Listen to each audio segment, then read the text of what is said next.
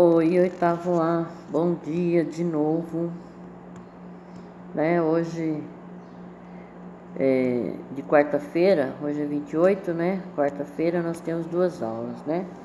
Então, eu estava falando agorinha aí, nós estávamos vendo aí o tipo de reprodução, desenvolvimento de zigoto, né? E aí tem lá na página 279 a reprodução e evolução. Pessoal, quando a gente fala de reprodução e evolução, tem muita coisa para ser dita. Então, o que eu vou fazer? Vou fazer o contrário do que eu faço sempre. Normalmente eu explico e aí eu leio o que está falando aí na apostila, né? Vou fazer o contrário com isso daqui. Eu vou ler essa reprodução e evolução, vocês acompanhem aí, e aí nós vamos fazer, aí eu vou explicar isso daqui. Por que isso? Porque tem uma mutação genética aí, e eu quero, primeiro que vocês saibam o que é essa mutação genética, ter uma ideia, para depois a gente entrar em detalhes em relação a ela. Então vamos lá, reprodução e evolução. Ao longo das gerações, os seres vivos podem passar por processos de transformações capazes de originar novas espécies. A reprodução desempenha papel fundamental na transmissão dessas alterações. Chamamos de evolução esse processo de mudanças ao longo do tempo. É por meio delas e de seus mecanismos, como a recombinação, a mutação genética e a seleção natural, que os seres vivos atuais apresentam as características e os comportamentos que conhecemos. Como sabemos, os seres vivos têm o próprio material genético que determina suas características e, em alguns casos, seus comportamentos. Por exemplo, a demarcação territorial realizada pelos lobos por meio da própria urina. Isso também acontece com os nossos pets em casa, né, pessoal? Na reprodução sexuada, os materiais genéticos são herdados pelos gametas masculinos e femininos de seus pais, compostos de genes que sofrem uma recombinação gerando um material genético único que determinará as características fenotípicas do seu filho. Sem tal processo, os seres vivos seriam clones de seus pais, como ocorre na reprodução assexuada. Então, nós vimos, né, pessoal, que a reprodução assexuada, os descendentes, os indivíduos, são exatamente iguais, né, aos de origem. E na reprodução sexuada, uma das vantagens é essa variabilidade genética, né? Se não houvesse essa variabilidade genética, realmente os seres seriam clones um do outro, né? Os seres vivos seriam clone de seus pais, tá? E aí não seria possível determinar algumas doenças genéticas e até mesmo até onde vai, né? Até onde é transmitida essas doenças. Então, continuando aí. Na reprodução assexuada e na sexuada, nesse caso após a fecundação, ocorre a divisão celular, processo no qual o material genético duplica-se e produz cópias idênticas a si. Pessoal, essa divisão celular aí, que eu já falei desde o início dessa unidade, eu falei várias vezes já sobre divisão celular. Então, as células elas se dividem por dois processos, meiose e mitose. Só que eu não me lembro, eu acho que aqui nessa unidade, não, nenhuma das 4 unidades aqui está falando sobre essas divisões celulares, mitose e meiose. Se estiver falando, é assim bem superficial, tá?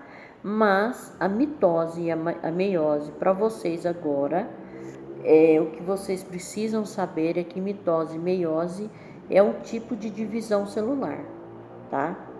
É como ocorre essa divisão celular. Porque o embrião, ele vai se desenvolvendo através de divisões celulares. As células vão se dividindo, vão aumentando, vão se dividindo e vai formando o embrião, tá?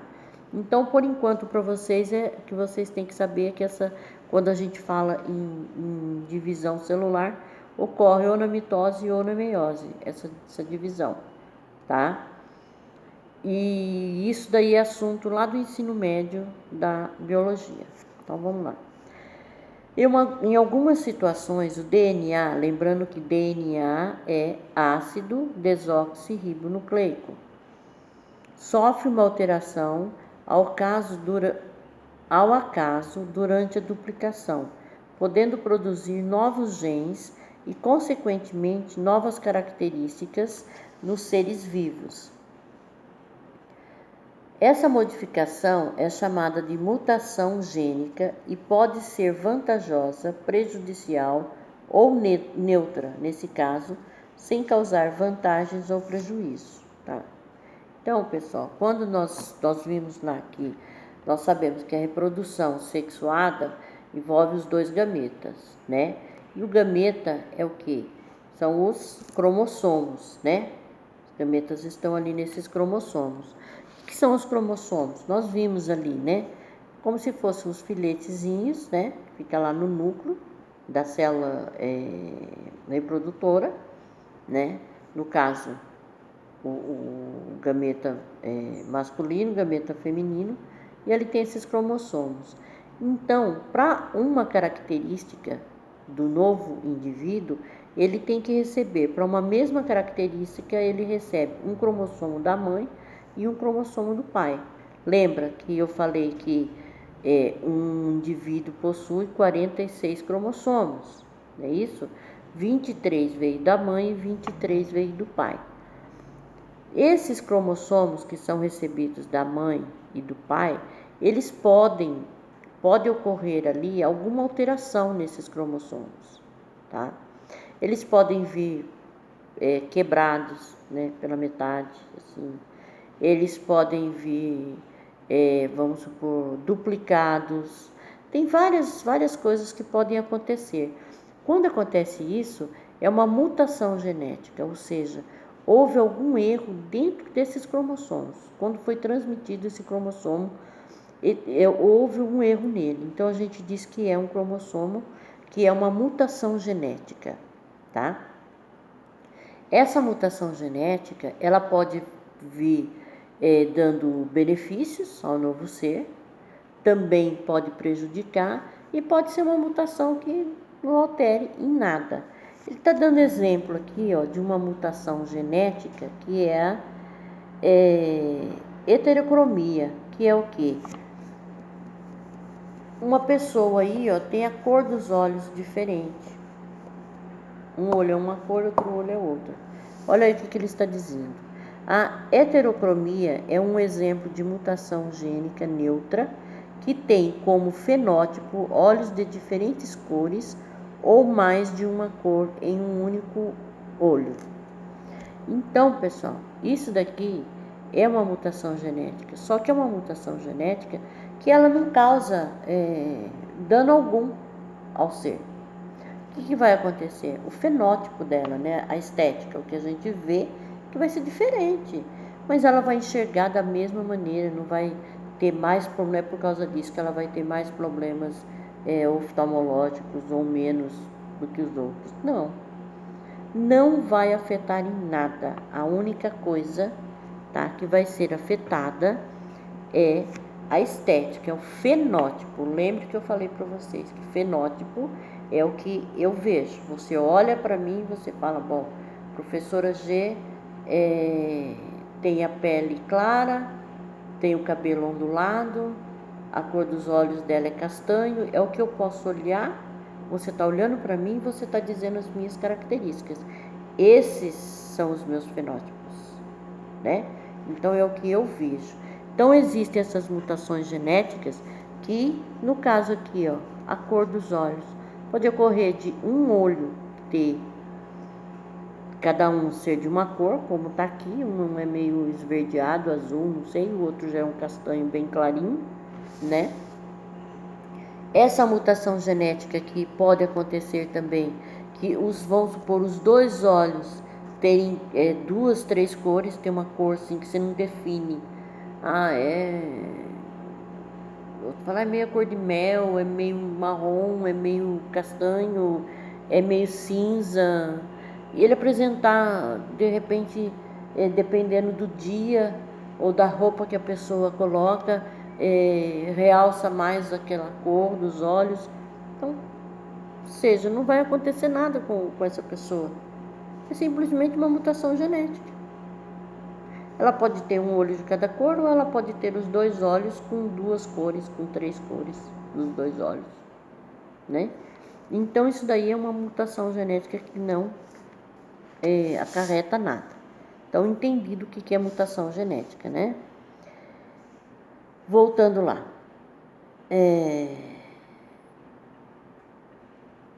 A recombinação gênica e a mutação gênica são responsáveis pelo aumento na variabilidade genética nos seres vivos, realmente, né? Há uma variabilidade genética maior, porque isso daí vai ser transmitido depois. O que pode ser positivo para a manutenção da vida, evitando que todos os indivíduos de uma população sejam acometidos por determinada doença, por exemplo, já que em razão de variabilidade genética entre eles, alguns serão imunes. Essas mutações genéticas, pessoal, existem várias doenças. Um exemplo aqui, falando em termos de visão, uma mutação genética que nesse exemplo que ele deu aqui, que é o heterocromia, a heterocromia é só cor diferente dos olhos, mas não afeta em nada a vida dessa pessoa, né? Uma mutação genética também na visão, aí afeta a visão, já não é mais benéfica, é o daltonismo. Daltonismo também é uma mutação genética. Por que daltonismo? Porque quem descobriu essa mutação, porque ele era daltônico e veio descobrir depois, é um cientista chamado Dalton, que vocês vão ouvir falar muito quando vocês começarem a estudar química, tá? Então, o daltonismo, só que o daltonismo, o que acontece? A alteração genética, ela é lá no gene e não no fenótipo. É no genótipo e não no fenótipo. Então, uma pessoa daltônica, ela tem os dois olhos da mesma cor, normal, né? Você olha para o fenótipo dela, é normal. Só que ela enxerga diferente. Ela troca as cores. A pessoa daltônica troca as cores. Normalmente ela vai trocar o verde pelo cinza, tá? Então ela vai olhar para um gramado e o gramado está verdinho e ela olha e vê tudo cinza. Tudo que for verde ela vai ver como cinza, tá? Às vezes, na maioria das vezes, essa mutação genética ela é descoberta lá na escola, na época de que a criancinha vai aprender cores, né? Então vai lá aprender as cores e a professora insiste que aquilo ali é um verde e a criança insiste que é um cinza, né? E existem graus de mutação genética nesse sentido, tá? Existem graus.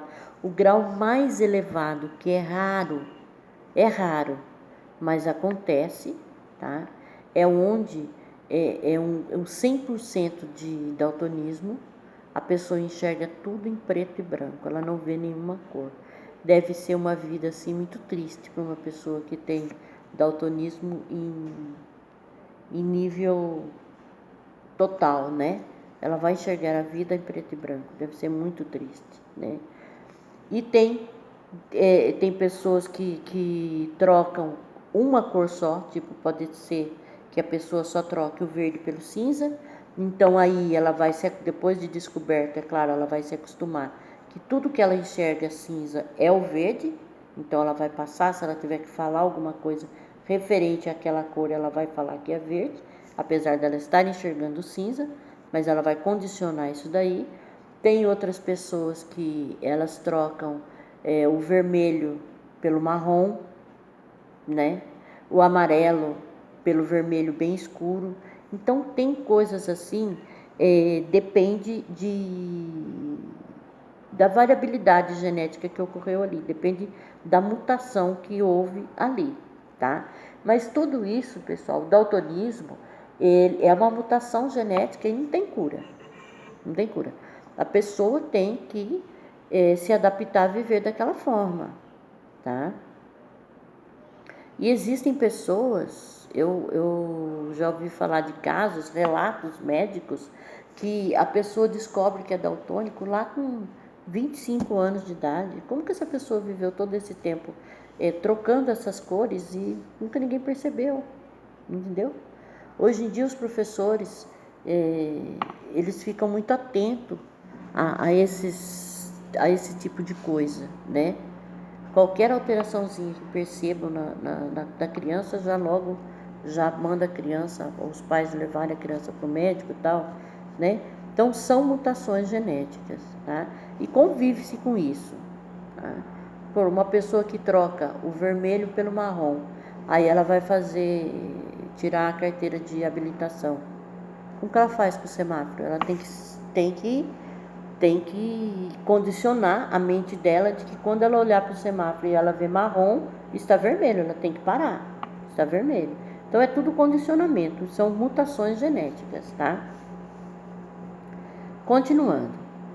A recombinação genética e a mutação genética são responsáveis pelo aumento da variabilidade genética nos seres vivos, o que pode ser positivo para a manutenção da vida, evitando que todos os indivíduos de uma população sejam acometidos por determinada doença, por exemplo, já que em razão da variabilidade genética entre eles, alguns serão imunes.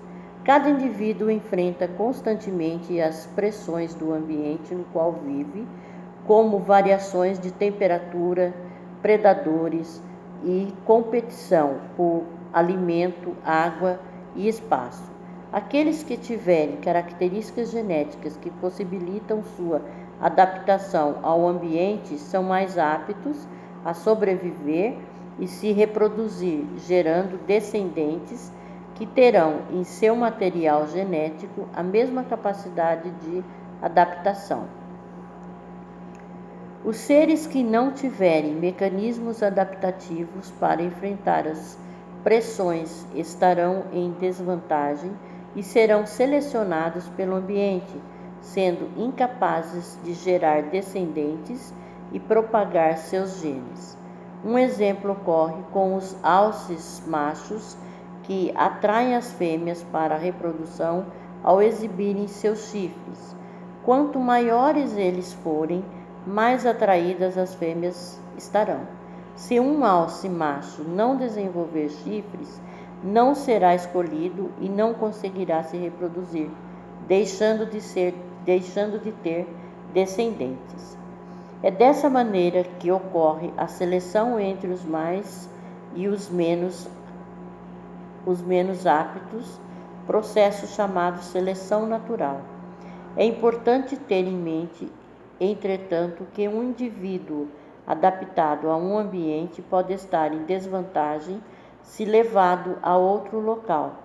Se uma raposa do Ártico, capaz de enfrentar rigorosos invernos, for levada a uma floresta tropical, é possível que ela não sobreviva ao novo ambiente. Então aí ele está falando que isso daí ocorre, que na reprodução e evolução existe a seleção natural. Seleção natural vocês também vão ver muito lá na biologia, tá, pessoal? Mas o que vocês têm que saber sobre seleção natural, por enquanto, é que é adaptação de um determinado ser a um determinado ambiente.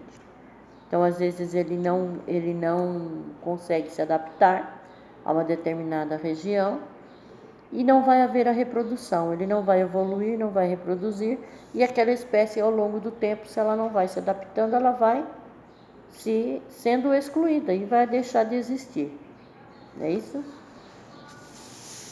Então aqui, pessoal, espero que vocês tenham entendido aí a reprodução e a evolução, tá? Vocês têm aí agora umas atividades para serem feitas. Começa lá na página 280 e vai até a página 283, tá? Então, vocês podem começar a fazer essa atividade aí agora, né? E a nossa próxima aula será segunda-feira, então vocês terão que entregar essas atividades para mim, pessoal. Hoje é quarta, mande essa atividade até sábado, tá? Até sábado vocês devem entregar essas atividades.